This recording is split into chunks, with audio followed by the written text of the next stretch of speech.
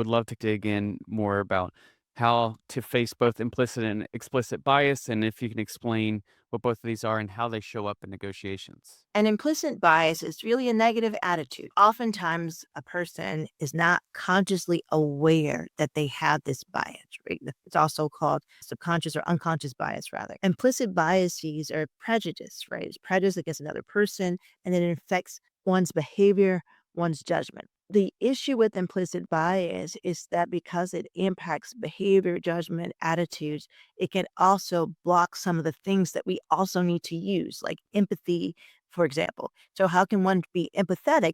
Goes back to an earlier question.